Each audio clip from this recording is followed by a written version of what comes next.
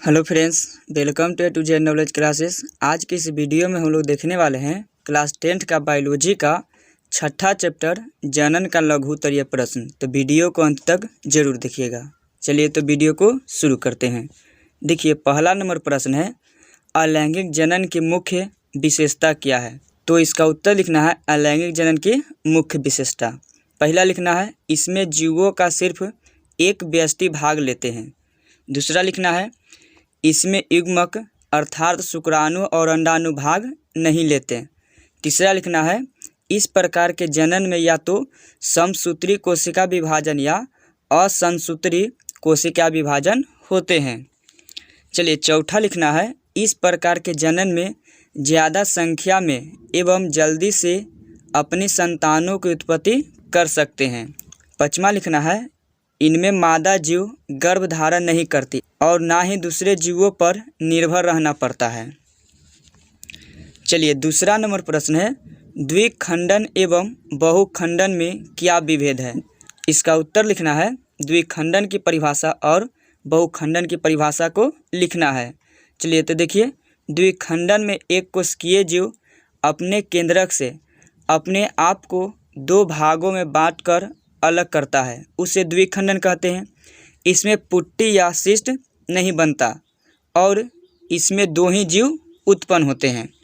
चलिए, इसी तरह से बहुखंडन का परिभाषा लिखना है, जबकि बहुखंडन में एक कोशिकीय जीव के ऊपर एक आवरण बन जाता है जिसे पुट्टी कहते हैं।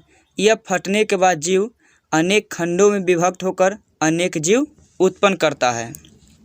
चलिए, तीसरा नंबर प्रश्न है, कायिक प्रवर्धन को परिभाषित करें। तो इसका उत्तर लिखना है, अलैंगिक जनन की वह विधि जिसमें पादप शरीर के विशेष अंग जैसे जड़, तना एवं पत्ती इत्यादि से कालिकाएँ निकलकर अपने जैसे संख्या को बढ़ाता है, उसे कायिक प्रवर्धन जनन कहा जाता है, जैसे आलू का जनन, अदरक का जनन।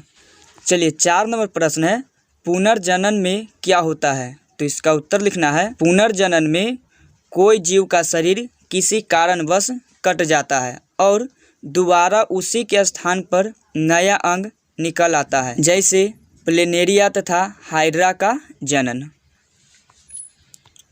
चलिए, 5वां नंबर प्रश्न है, बीजाणु जनन से जीवों को क्या लाभ है। तो इसका उत्तर लिखना है, बीजाणु जनन में न तो नर एवं मादा की जरूरत पड़ती है और न ही निषेचन होता है। जब इनके ऊपर बनी बीजाणुधानी का आवरण फटता है तो हजारों संख्या में जीव उत्पन्न होते हैं। इसमें एक बार में अनेक जीव उत्पन्न होते हैं, जैसे कवक, शैवाल।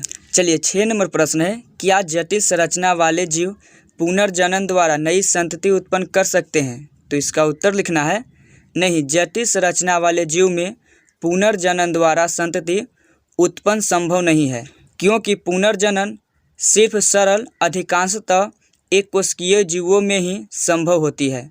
पुनर्जनन के लिए कोशिका विभाजन का एक समय होना आवश्यक है। चलिए, 7 नंबर प्रश्न है, लैंगिक जनन की क्या विशेषता है। तो इसका उत्तर लिखना है, लैंगिक जनन में नर एवं मादा भाग लेते हैं, निषेचन होता है और मादा गर्भ धारण करती है, संख्या में बहुत कम बच्चों को जन्म देती है और काफ़ी मजबूत एवं दीर्घायु होते हैं।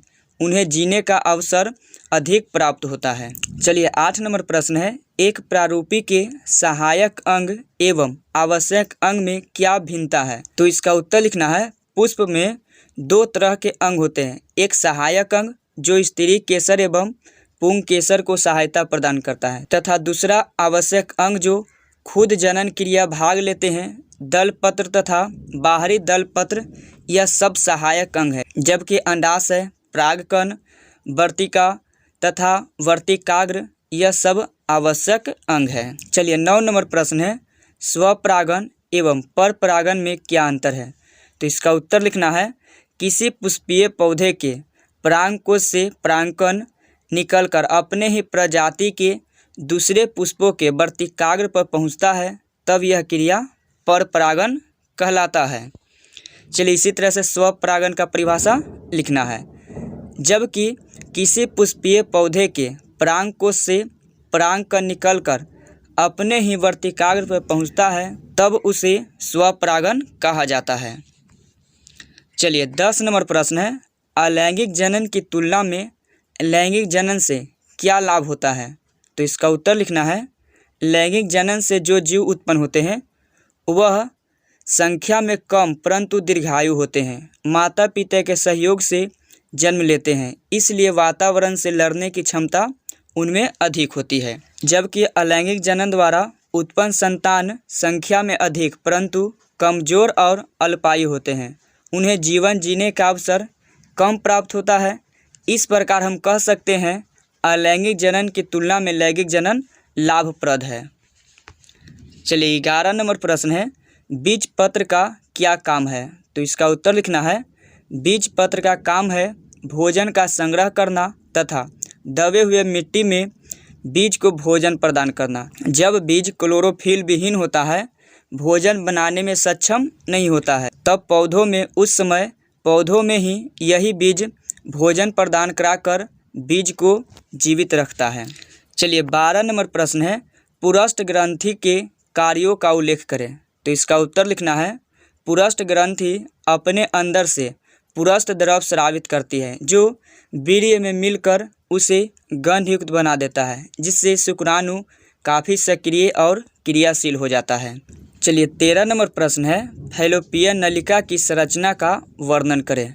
तो इसका उत्तर लिखना है, फैलोपियन नलिका महिलाओं का वह महत्वपूर्ण अंग है जो सबसे लंबा होता है। इसका एक सिरा अंडाशय से तथा दूसरा सिरा गर्भाशय से जुड़ा होता है।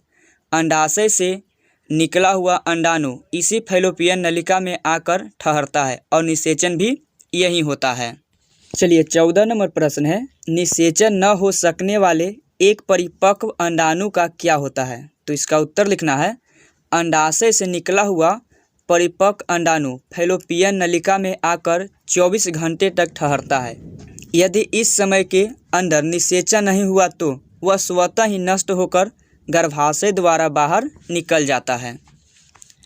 चलिए अगला प्रश्न है 15 नंबर, जनसंख्या नियंत्रण में रासायनिक विधियों का उपयोग किस प्रकार होता है? तो इसका उत्तर लिखना है, जनसंख्या नियंत्रण की रासायनिक विधि वह तकनीक जिसमें गर्भधारण न करने वाली महिलाएं इसे दैनिक या साप्ताहिक के रूप में इस्तेमाल करती है। जो महिला चाहती है कि संतान उत्पन्न न हो वह वैज्ञानिक द्वारा संशोधित गर्भ निरोधक औषधियों का उपयोग करते हैं। इस प्रकार रासायनिक विधि काफ़ी कारगर साबित होता है।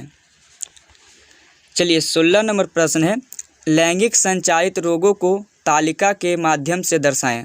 तो इसका उत्तर लिखना है, लैंगिक संचारित रोग जीवाणु, विषाणु तथा प्रोटोजोआ से होते हैं जो निम्न है।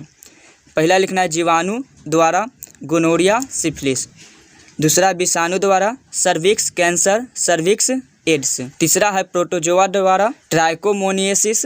तो आपको ये वीडियो अच्छा लगा हो तो लाइक कीजिए और क्लास 10th का फिजिक्स, केमिस्ट्री और बायोलॉजी का अति लघु, लघु और दीर्घ का वीडियो देखने के लिए हमारे चैनल को सब्सक्राइब कर लीजिए।